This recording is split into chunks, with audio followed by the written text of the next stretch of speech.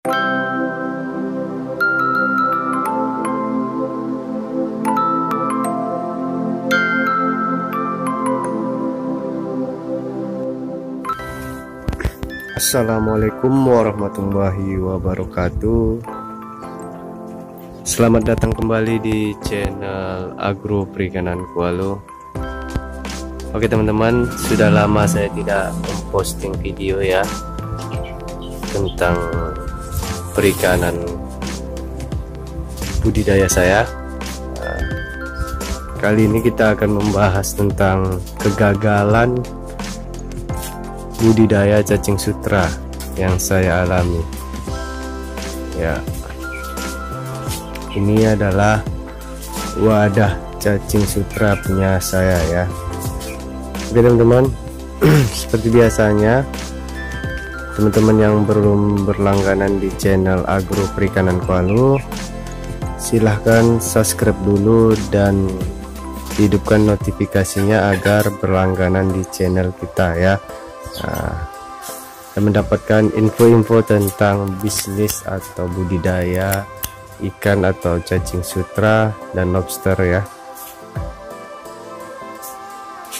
Oke,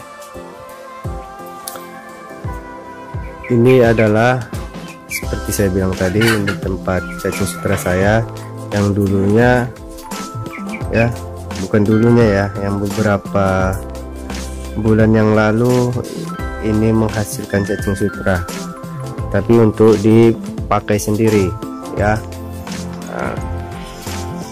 Dan sekarang sudah bersawang ya. Ini ada sawang ya. Udah berapa hari ini ya, berapa minggu ini saya biarkan saja karena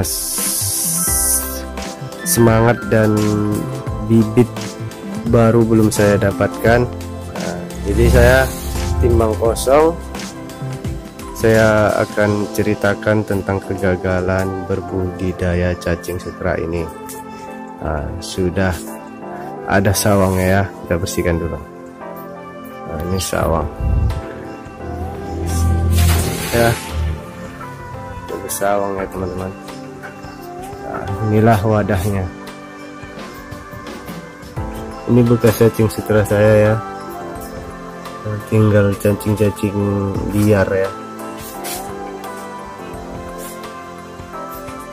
Udah kosong kayaknya, cacing sutranya tidak ada. Yang tempat selangnya, aerator tidak berfungsi lagi, masih hidup tapi tidak kita fungsikan lagi karena hemat listrik ya. Itu masih ada cacing sutranya, tinggal sedikit lagi ya. Isi lagi, menghitam semua wadahnya ya teman-teman. Ini yang kuat, ini yang berusaha untuk hidup walaupun aeratornya tidak hidup. Jadi teman-teman, kegagalan saya dalam berbudidaya cacing sutra ini, yang pertama dikarenakan air yang tidak normal ya. Jadi berbudidaya cacing sutra ini air harus selalu mengalir dan hidup ya. Ketika mati lampu, padam lampu, kita tidak punya mesin genset atau mesin listrik ya. Jadi ketika itu mati ya, mati,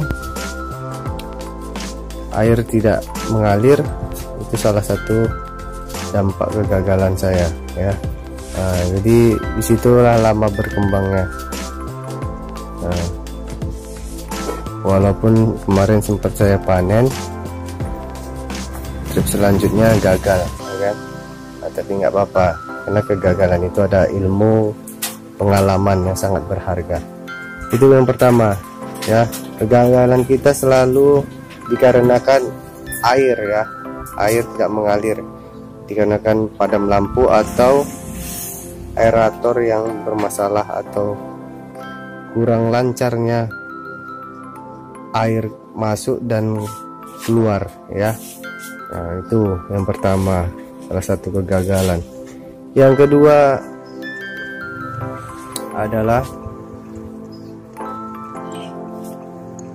ketika kita lalai mengasih makannya, ya. Nah, kita lalai ngasih makan, seolah-olah sudah kita kasih makan, biarkan saja dulu.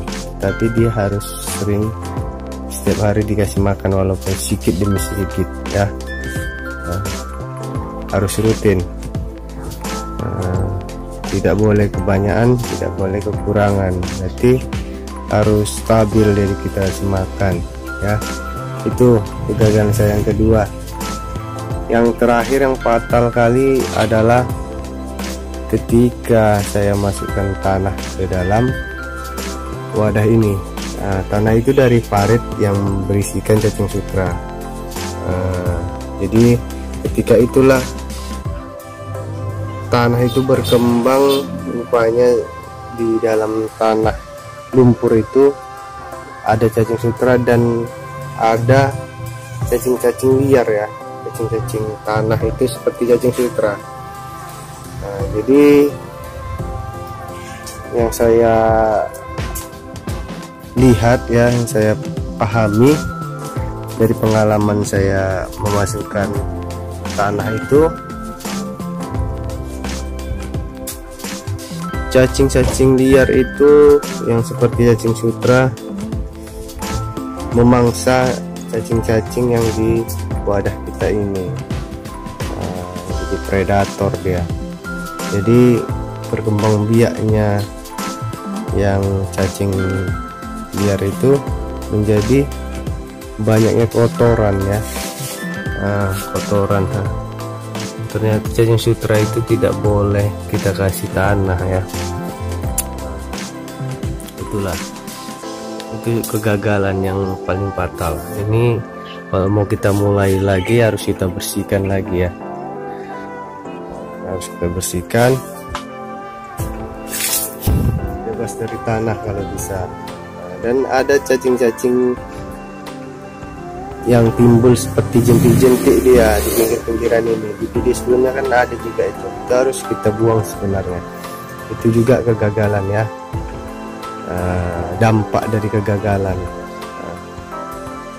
Jadi berbudidaya cacing sutra ini tidak semudah yang kita pikirkan, ya. Tinggal kasih aerator, kasih cacing, maka hidup dan dikasih makan.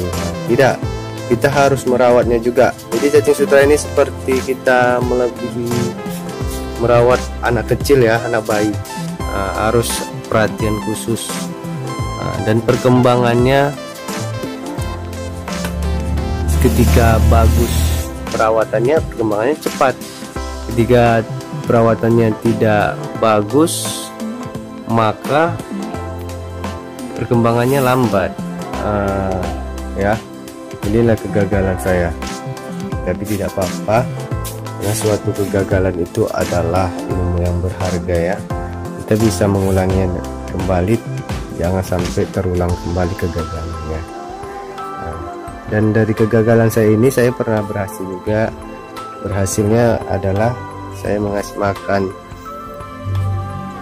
ikan saya dan lobster saya dengan cacing sutra ini. Saya tidak membeli cacing sutra. Tapi sekali gagal, fatalnya seperti ini, ya. Saya tinggal menunggu bibit baru, belum ada, ya. Dan waktu luang untuk membersihkan wadah saya ini. Nanti akan saya ulangi lagi berbudidaya cacing sutra, ya.